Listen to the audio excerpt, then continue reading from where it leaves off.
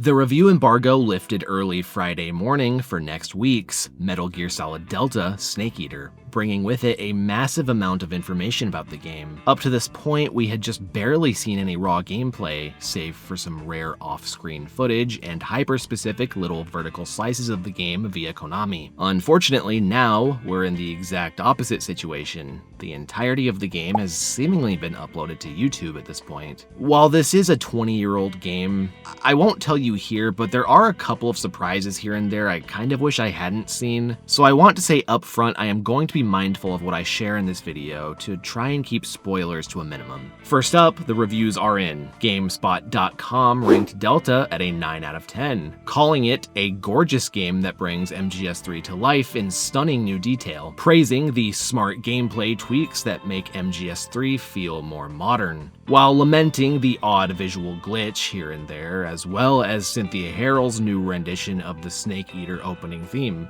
which I've personally opted to wait until I play the game to hear, so I can't comment on this yet. IGN weighed Delta in at an 8 out of 10, citing Delta as the version of MGS3 that they'd recommend people play, finding the old-school stealth action to be oddly refreshing, though mentioning that the updated visuals of Delta sometimes feel at odds with the zany nature of Snake Eater. On the other side of perspectives about Delta, Inverse.com was not shy in the review headline, writing, "Metal Gear Solid Delta Snake Eater makes me question why we remake games," saying a lot of additions brought to MGS3 through Delta feel like afterthoughts and cause the game to lose some of its unique personality.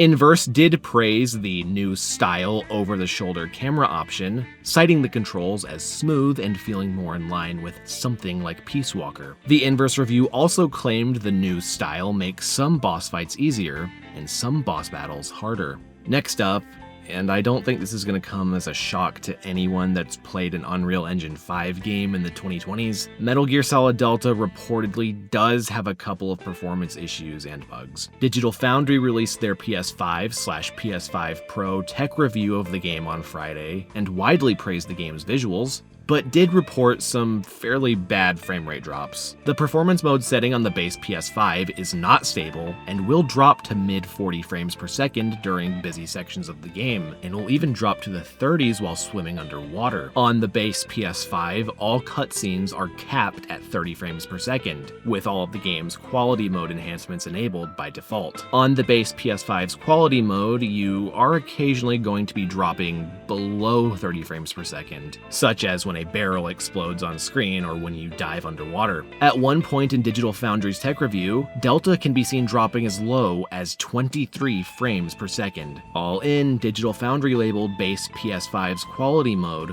hard to recommend. On the PlayStation 5 Pro, I'm just gonna be blunt, I don't really feel like I'm even technically literate enough to try and talk about, like, dynamic resolution scaling or anything like that. You could give me 1,000 years to try to describe what PSSR is, and I still don't know if I could do it. So I'm just gonna try and give you a layman's translation based on Digital Foundry's work. On the PlayStation 5 Pro, it seems like your results are going to vary a lot. Sometimes it seems like you're going to get a cleaner image all around, and sometimes the base PS5's performance mode comes in looking sharper. The good news here is that cutscenes are not capped at 30 frames per second. However, they still do not hold an even 60 frames per second. The game's performance on average played on PS5 Pro is actually coming in worse than the base PS5's performance mode, though later in the game the PS5 Pro does display better performance than on the base PS5, so your results will vary. Digital Foundry did test the Xbox version of the game at Gamescom, but did not have much raw data to share, though they did note that the Xbox version of the game seems to have similar performance issues to those found on PlayStation 5. Heading to the PC version, the one I will personally be playing and reviewing on this channel, once again I'm going to be giving a layman's take here.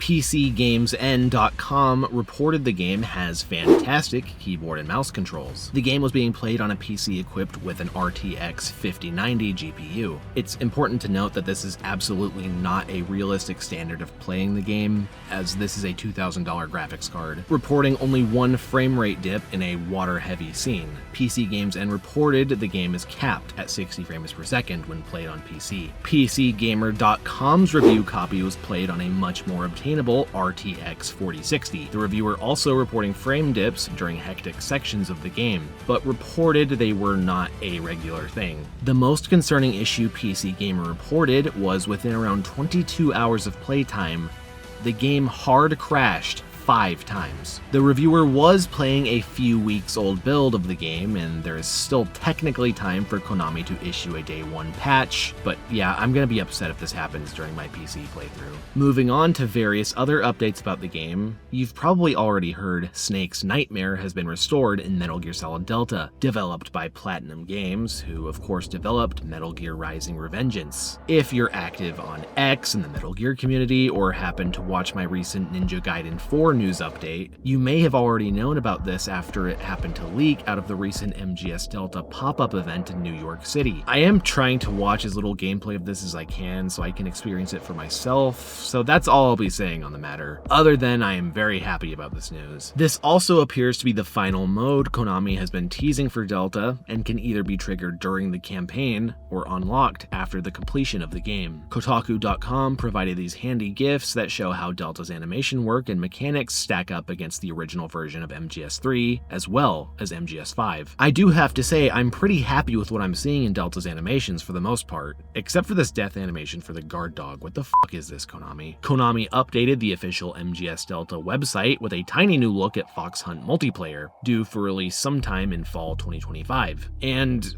I don't really know what to make of Fox Hunt at this time. It looks fun, I'm looking forward to playing it. It is old news at this point, but if you somehow didn't hear yet, Fox Hunt will not have cross-platform multiplayer, so I fully expect Fox Hunt servers to be emptied by 2027. Seriously, Konami, it's not the 2010s anymore. So with all of these updates in mind, to share my personal thoughts, I generally don't personally put any stock in reviews from major outlets anymore. I am without a doubt disappointed in the reports of performance issues, but I can't really say for a second that I'm surprised. I am ultimately accepting of Konami's decision to utilize Unreal 5 just for the sake of getting this game made, but obviously I hope we aren't going to live with stuttery new AAA game releases forever. I am also going into Delta as someone who played Metal Gear Solid 5 on a PS3 back in 2015, and I survived. Now, this is purely my layman's perspective of the AAA game industry. I think Unreal 5 is genuinely just the price of getting certain games made in a reasonable development time. And if you don't believe me, even Hideo Kojima's studio, Kojima Productions, is utilizing Unreal 5 to develop their mysterious upcoming game, OD. I am sad that I